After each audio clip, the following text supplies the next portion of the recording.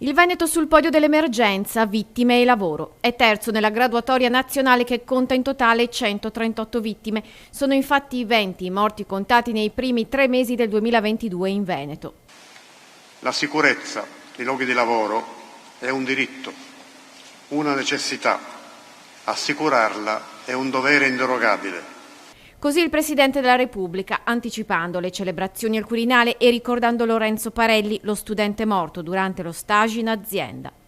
Ma quest'anno anticipiamo qui la celebrazione della giornata del lavoro, in omaggio a Lorenzo e a tutti coloro che hanno perso la vita sui luoghi di lavoro. Sergio Mattarella era a Nord-Est per Lorenzo e la sua famiglia in una visita a quello che fu l'istituto del ragazzo al Salesiano Berazzi di Udine. Lorenzo simbolo di ciò che mai dovrebbe accadere e che in Veneto è accaduto 20 volte da gennaio a marzo, 13 in occasione di lavoro, con 6 solo in provincia di Verona, 7 in viaggio verso il lavoro. Lo scorso anno le vittime erano state 14 in totale. Alla vigilia del 1° maggio il bilancio è impietoso. L'incidenza nella fascia più giovane, quella sotto i 25 anni, in questo primo trimestre è più alta rispetto allo stesso periodo dell'anno scorso.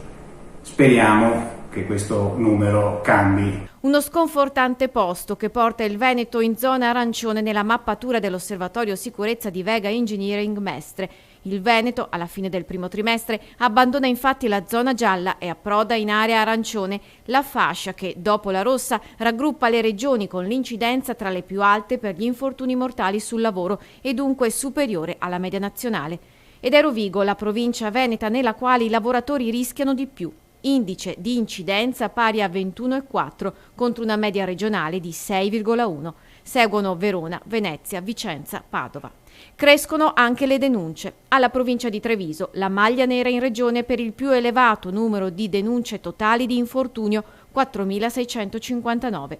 Sanità, attività manifatturiere e trasporti sono i settori più colpiti.